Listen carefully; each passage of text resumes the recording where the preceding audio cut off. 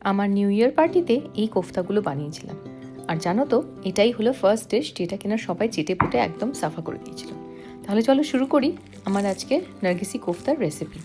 প্রথমেই চিকেন কিমার সাথে পেঁয়াজ, আদা, রসুন কুচি, ধনেপাতা কুচি, লঙ্কা কুচি, লঙ্কা গুঁড়ো আর বেসিক কিছু ঘরোয়া মশলা যেমন ধনে, জিরে, গোলমরিচ গুঁড়ো সব কিছু দিয়ে একটা চিকেনের মিশ্রণ তৈরি করে নিয়েছিলাম। ও হ্যাঁ, বাইন্ডিংয়ের জন্য অল্প আমি বেসনও ইউজ করি। এবার সেদ্ধ ডিমের উপরে এই চিকেনের মিশ্রণটা ভালো করে লাগিয়ে নিতে হবে, ঠিক যেভাবে এগ ডেভিল করা হয়। এবার এগ চিকেনের বলসগুলোকে ডিপ ফ্রাই করে নিয়ে সাইডে রেখে দাও।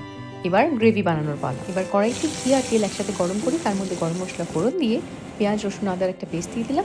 তারপরে আবার বেসিক গুঁড়ো মশলা যেমন ধনে, জিরে, হলুদ গুঁড়ো, লঙ্কা গুঁড়ো সব দিয়ে দিলাম। তারপরে টমেটো পেস্ট দিলাম।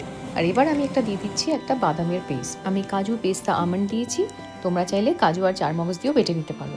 ও হ্যাঁ, সঙ্গে দইও ছিল। এবার মশলাটা ভালোভাবে কষিয়ে নিয়ে জল দিয়ে গ্রেভিটা যেই ফুটে উঠবে তার মধ্যে আস্তে আস্তে করে কোফতাগুলোকে ছেড়ে দেবো। খুব বেশি জোরে নাড়াচাড়া করা যাবে না, তাহলে কোফতাগুলো ভেঙে যাবে। গরম গরম গ্রেভি এই কোফতাগুলোর ওপর দিয়ে দেবো।